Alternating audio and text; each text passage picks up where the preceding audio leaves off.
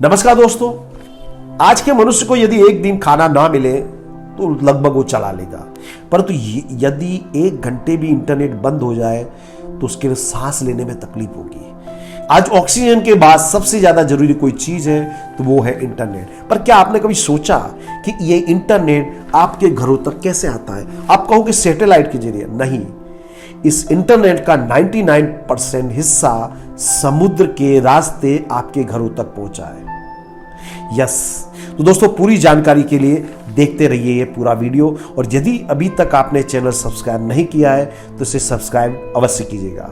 तो दोस्तों यदि पूरी दुनिया को इंटरनेट से जोड़ना हो तो पूरी दुनिया में केबल नेटवर्क का जाल बिछाना ही पड़ेगा। तो ये केबल नेटवर्क, जिन्हें हम सबमरीन ऑप्टिकल फाइबर कहते हैं, उन्हें समुद्र की गहराई में बिछाया जाता है। आपको जानकर आश्चर्य होगा कि इस ऑप्टिकल फाइबर की खोज नरेंद्र कपानी नामक एक भारतीय ने की थी।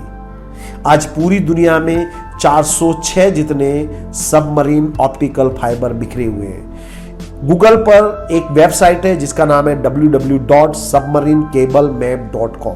इसकी लिंक मैं डिस्क्रिप्शन में शेयर कर रहा हूं, उस पर जाकर आप देख सकते हो कि दुनिया में सबमरीन केबल कहां-कहां बिखरे हुए हैं। दुनिया के कुल इंटरनेट डेटा का 99% सबमरीन ऑप्टिकल फाइबर केबल्स के द्वारा भेजा जाता है। सैटेलाइट द्वारा आने वाले डेटा की स्पीड होती है 1000 मेगाबाइट्स पर सेकंड, जबकि सबमरीन केबल्स 1 सेकंड में अनेक टेराबाइट्स डेटा ट्रांसफर करता है। याद रखो दोस्तों, 1 टेराबाइट बराबर 10 लाख मेगाबाइट्स होता है। इतनी बड़ी मात्रा में डेटा ट्रांसफर करने वाला केबल कितना मोटा हुआ? आप कहोगे बहुत ही मोटा हुआ, लेकिन दोस्तों ये केबल की मोटाई हौज पाइप जिसके द्वारा आप बगीचे में पानी छांटते हैं उसके जितनी ही होती है। तो दोस्तों ये ऑप्टिकल फाइबर की रचना विशेष प्रकार की होती है। ये 8 स्तरों में बटा होता है। मुख्य केबल जो डेटा ट्रांसफर करता है उसकी मोटाई मात्र हमारे बाल के बराबर होती है। इस मुख्य केबल के चारों ओर एक विशेष प्रकार की पेट्रोलियम जेली होती है। इस जेली के ऊपर एल्यूमिनियम या कॉपर का कवर होता है और इसे कार्बोनेट द्वारा सुरक्षित रखा जाता है। सबसे बड़ी चैलेंज होती है इन केबल्स को पानी से बचाना। दोस्तों इन केबल्स की उम्र मात्र 25 वर्ष ही होती है। कई बार सबमरीन और शार्क इन केबल्स को तोड़ देते हैं। ऐसे में केबल बिछाने वाली कंपनीज बैकअप की व्यवस्था रखती है। अब आप आश्चर्य से पूछो कि भाई मैंने तो कभी समुद्र के किनारे गया हूं, मैंने कभी ऐसे केबल्स तो नहीं देखे। उसका कारण है कि जमीन वाले क्षेत्र और छिछले पानी वाली जगह पर इन केबल्स को जमीन में गाड़ दिया जाता है, और इन केबल्स को बिछाते समय समुद्र के फॉल्ट जोन, फिशिंग जोन का पूरा सर्वे करने के बाद सबसे सुरक्षित जगहों पर इन केबल्स को बिछाया जाता है। सबमरीन केबल्स को बिछाने का काम अतिशय धीमा और जटिल होता है।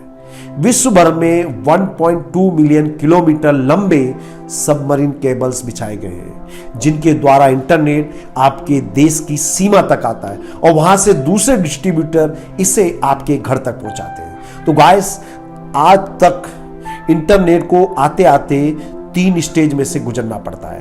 पहला है टियर 1 कंपनीज, जिन्होंने समुद्र में सबमरीन केबल्स बिछाए।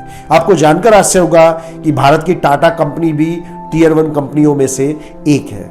सबमरीन केबल्स बिछाने के बाद रिलायंस, एयरटेल जैसी जो कंपनीज है उनको अलग अलग स्टेज में इंटरनेट को पहुंचाती है।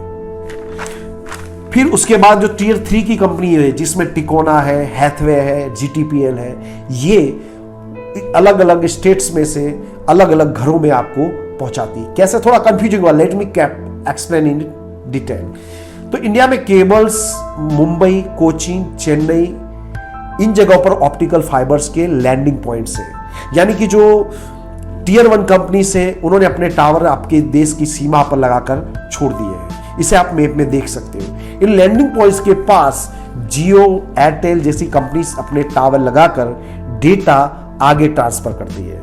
आपने कभी सोचा कि रिलायंस इतना डेटा सस्ता क्यों देता है?